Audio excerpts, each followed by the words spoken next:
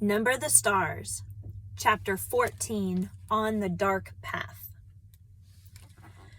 Only now, entering the woods on the footpath, did Anne-Marie realize how cold the dawn was. She had watched and helped earlier as the others donned sweaters, jackets, and coats, and she had peered off into the night, following them with her eyes as they moved silently off, bulky in all their garments, blankets in their arms. But she only wore a light sweater over her cotton dress. Though the October day later would be warmed by sunlight, now it was gray, chilly, and damp. She shivered. The path curved, and she could no longer see behind her and see the clearing with the farmhouse outlined against the pale sky and the lightning meadow behind. Now there were only the dark woods ahead. Underfoot, the path, latticed with thick roots, hidden under fallen leaves, was invisible. She felt her way with her feet, trying not to stumble. The handle of the straw basket scratched her arm through her sweater. She shifted it and tried to run. She thought of a story she had often told to Kirsty as they cuddled in bed at night. Once upon a time, there was a little girl, she told herself silently, who had a beautiful red cloak. Her mother had made it for her. She wore it so often, everyone called her Little Red Riding Hood. Kirsty would always interrupt there. Why was it called a Red Riding Hood? Kirsty would ask. Why didn't they just call it a little red cloak? Well, it had a hood that covered her head. She had beautiful curls like you, Kirsty. Maybe someday Mama will make you a coat with a hood to cover your curls and keep you warm. But why, Kirsty would ask, was it a riding hood? Was she riding on a horse? Maybe she had a horse she rode sometimes, but not in this story. Now stop interrupting every minute. Anne-Marie smiled, feeling her way through the dark and remembering how Kirsty always interrupted stories to ask questions. Often she just wanted to make the story last longer. The story continued. One day, the little girl's mother said, I want you to take a basket of food to your grandmother. She is sick in bed. Come, let me tie your red cloak. The grandmother lived deep in the woods, didn't she? Kirsty would ask. In the dangerous woods where the wolves lived. Anne-Marie heard a small noise. A squirrel, perhaps, or a rabbit scampering nearby. She paused, still on the path, and smiled again. Kirsty would have been frightened. She would have grabbed Anne-Marie's hand and said, "A wolf!" But Anne-Marie knew these woods were not like the woods in the story. There were no wolves or bears or tigers, none of the beasts that filled Kirsty's vivid imagination. She hurried on.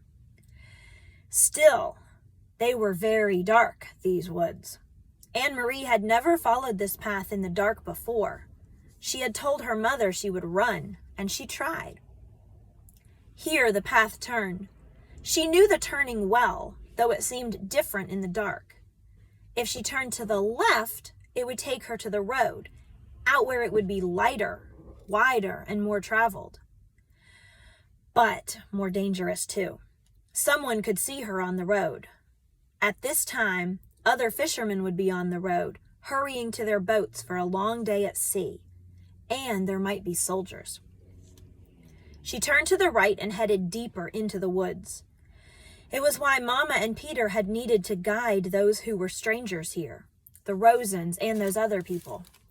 A wrong turn would have taken them into danger. So Little Red Riding Hood carried the basket of food and hurried along the woods.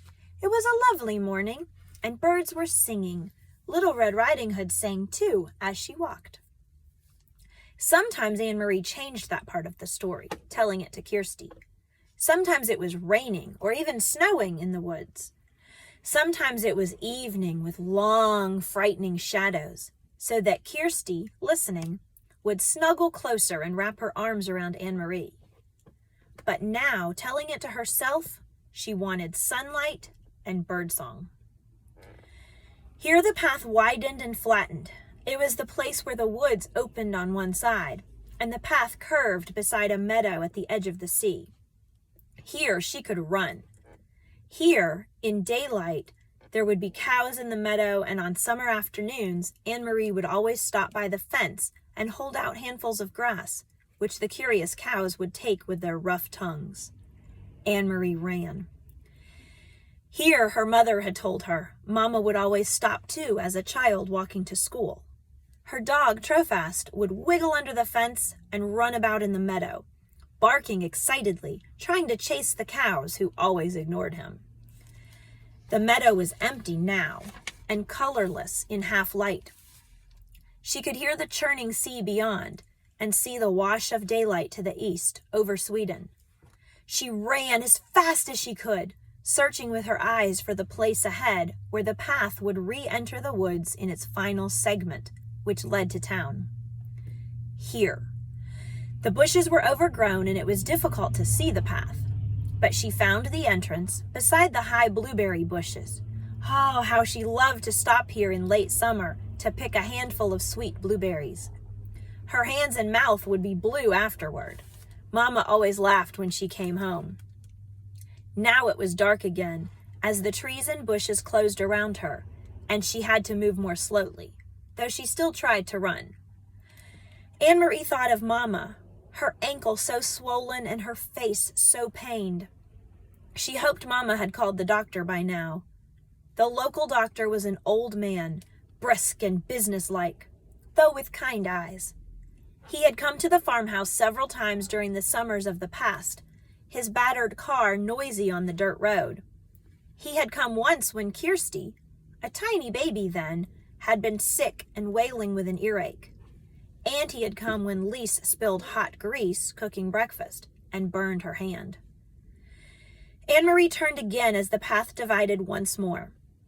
The left fork would take her directly to the village. It was the way they had come from the train, and the way Mama had walked to school as a girl.